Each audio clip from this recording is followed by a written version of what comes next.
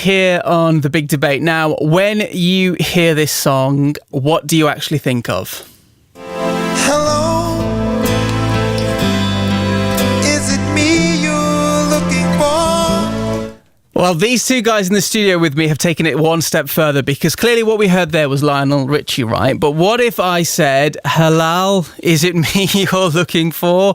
What do you think of then? Well, what you'd probably think of is these adverts that have been popping up on the tube everywhere. Yes, I'm referring to the recent advertising campaign for a dating app for Muslims that's got a lot of people talking about muzmatch. Founders Shahzad, Younas and Brodie have got another to get people talking, as they've managed to get onto the Young Guns Class of 2018, a list by startups.co.uk that celebrates the young entrepreneurs whose exceptional businesses have achieved yearly revenues of at least £1 million or raised over £1 million in funding.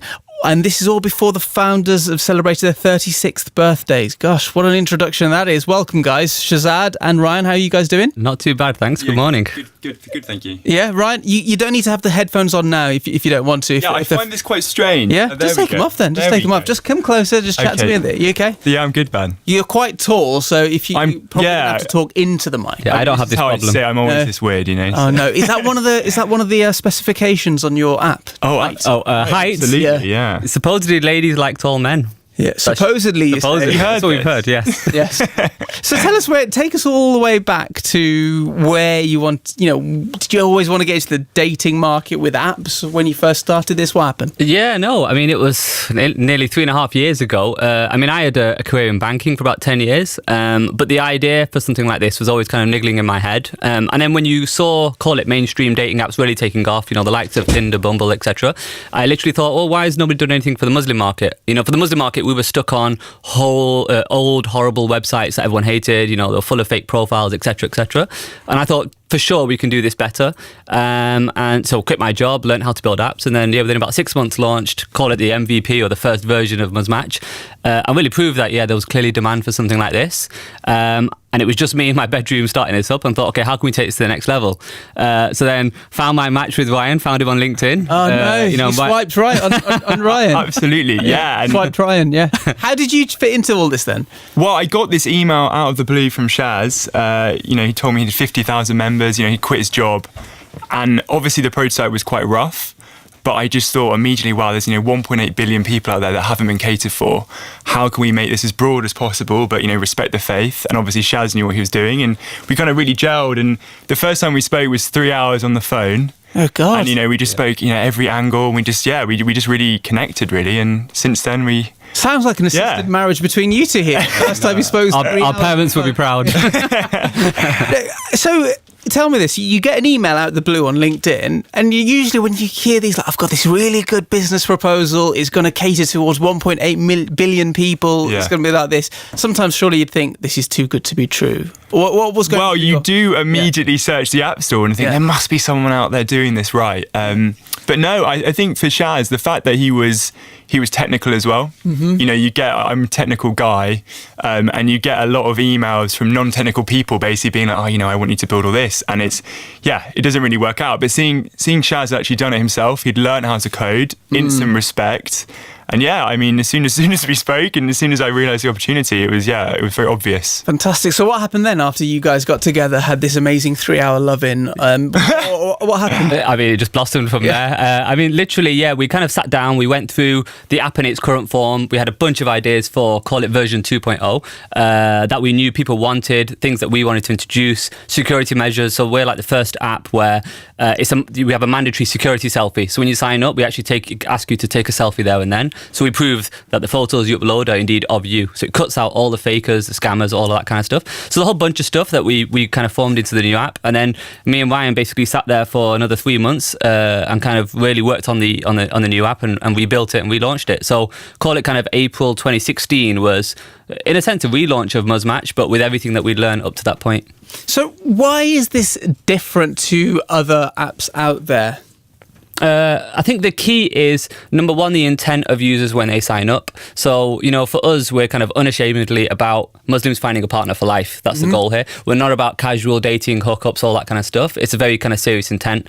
And that's kind of thought throughout the whole design of the app, the way we guide you onto the app, the way you use the app indeed. So all of that kind of stuff is central to why people use muzmatch, number one. Number two is the features. We have unique features that cater for the Muslim market. So whether people need to search along, let's say, religious lines, they might classify themselves as really religious and they want to find someone who equally is really religious. You could do that in our app.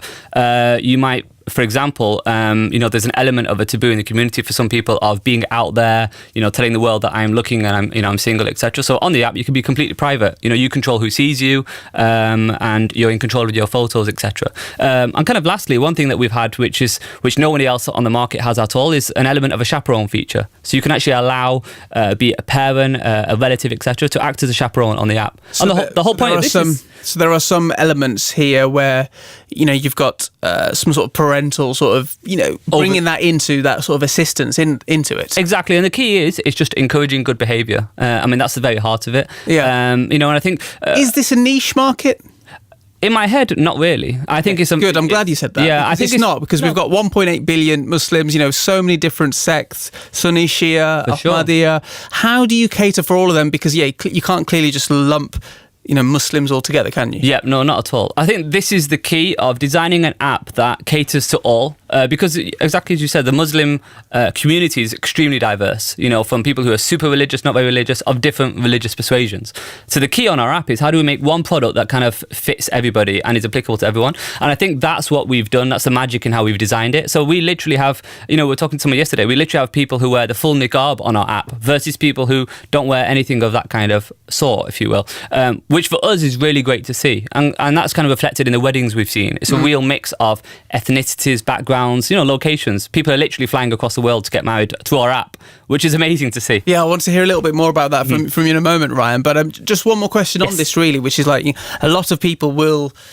look at this as quite cynically and be like, okay, it's just targeting specifically, people who are supposedly Muslim or, just focusing on them. But then there's also the other side to things where people are saying, well, is there an option for homosexuals who are Muslim or who categorize themselves as Muslim as well? Is that something that you take it into consideration? Yeah, like I said, the Muslim community is extremely diverse, and in a sense, we're not here to judge one or the other or make kind of religious decisions along that line. In a sense, when we first designed the app, the point of it was something that respects the faith, and that was key and critical in the design of the app. So hence things like the chaperone feature, the privacy features, even down to on the app you can't use abusive language. It automatically censors that out. And the whole point of all of that is creating a safe community for people where people can find someone kind of their persuasion on the app. And I think people who are gay can go on the app?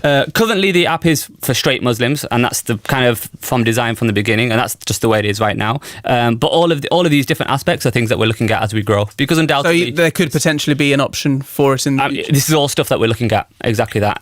It's a difficult, by our own admission, it's a difficult space because we're not going to kind of beat around the bush about this. This is a sensitive area in the Muslim community because as is well known, for people who are gay, they're still equally a Muslim. There's nothing to say they're not Muslim. So that's the key thing that people need to take away as well. Okay, cool. Ryan, some of the success stories that you've had here, just tell us a little bit about them. There was one that Shahzad was saying about the fact that people went, literally trans-global to get married. Just tell us that story. It's so unique. Just last week it was Philadelphia to Leeds. What? And the amazing fact is about our app compared to others is most apps, say like a Tinder, you set your distance filter to say 10 miles, right? And you expect to meet your partner 10 miles down the road. Yeah. Muzmatch, half our users filter by country, right? The whole country they're in, or all around the world. And that is the difference, People are really serious about the search and they're open-minded and they respect that, that they're realistic. And they think, I might have to move to meet the partner, but it's worth it.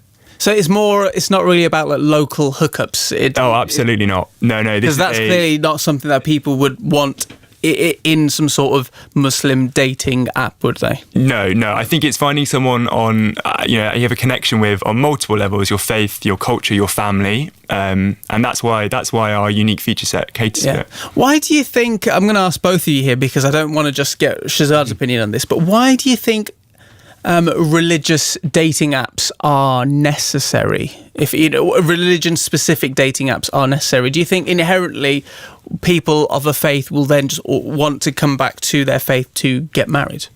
I could start the answer, I guess. I think yes. Look, people, whenever you meet someone that you're considering spending the rest of your life with, undoubtedly the first thing that you're looking for is compatibility, right? So whether that's on personality, whether that's equally on looks, looks is a big factor. But then it's what that person stands for, their values, etc. And let's say if you were to look at the Muslim faith, there's a set of values that people adopt and adhere to, and they're looking for somebody else who equally adopts the same values. It's no different to the Jewish faith, the Christian faith. There are Christian apps, there are Jewish apps, there are apps for, if you go on the App Store, there's apps for literally every persuasion out there.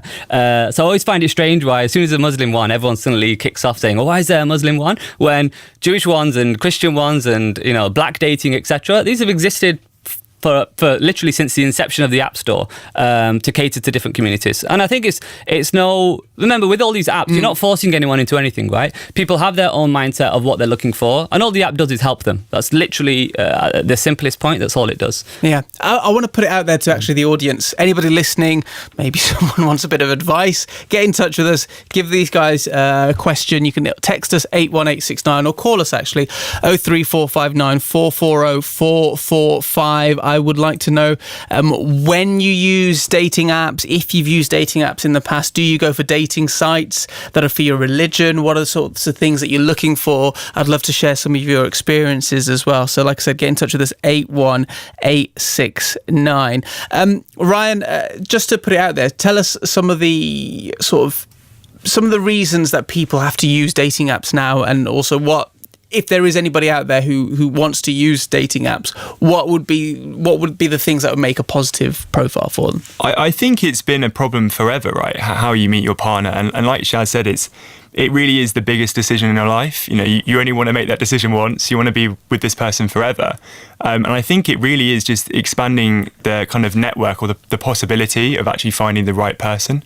So I definitely think everyone. I guess good advice would be be patient and almost be picky, be choosy in a way, this is a big decision to make. And I think what's great about muzmatch is we give people a platform to meet many different kinds of people. So there's an area in our app in terms of interracial marriages. So Inter-religion or interracial? Interracial, which is something we're quite proud of. So you can obviously choose your filters in muzmatch, but there's an area in the app called Explore, which shows you everyone who's liked you. And we only filter that by your age and location preference. So you might see people that might not match who you might picture yourself being with.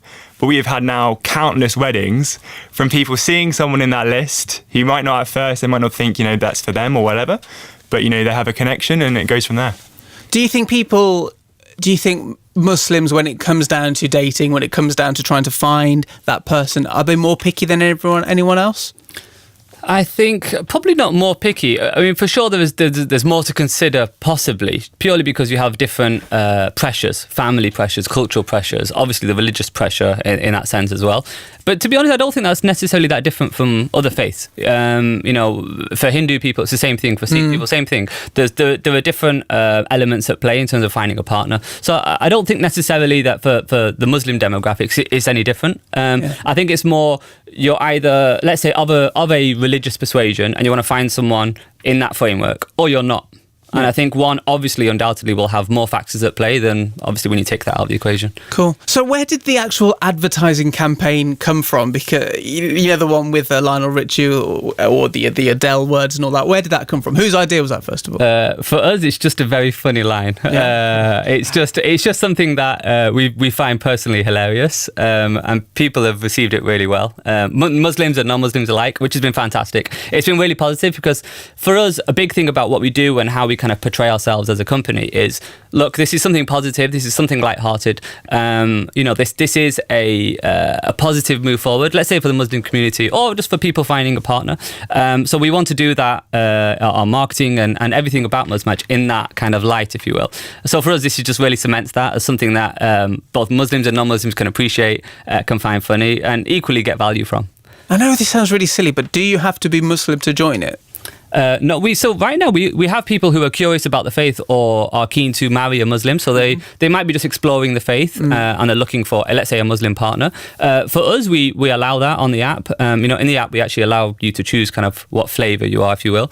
And for us, our kind of the only thing that we mandate is that people use the app respectfully and appropriately. It's as simple as that. If somebody isn't, so let's say if somebody's clearly on there to mess around, etc., then they're removed, and that's something we take very seriously. What do you mean mess around? Like to troll people or to troll, to be abusive or clearly looking for a hookup and not something serious? Then for us, that's just something we don't tolerate. Oh, interesting. So how hands-on are you guys? Because you've got a fair few employees as well, but like, do you guys take?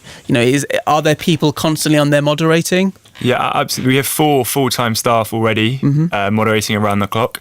We individually don't get involved in moderation. We think that's probably best, but we've obviously laid down our guidelines and what we want the community to act or behave like and respect one another. So we don't, but no doubt it's a huge area, and we actually verify every profile with a selfie, which is totally unique. So we're the only app in the world to do it for every profile. Well, you won't be any more after this, I imagine. Wow, it's a great idea, I must say. I mean, I guess, like Shahzad said about the magic of the product, so much of muzmatch you can't see, it's behind the scenes, and it's the moderation team, it's the carefulness or the consideration we've put into the design. So when you sign up, you're actually swiping and you think you're live, but those actions aren't actually public until someone has approved your profile, but you don't feel that as a user. So it's very, And I think one key thing as well is, because this is a personal journey for people, right? You're trying to find a partner. Some people need help, they need assistance, or they want someone on hand.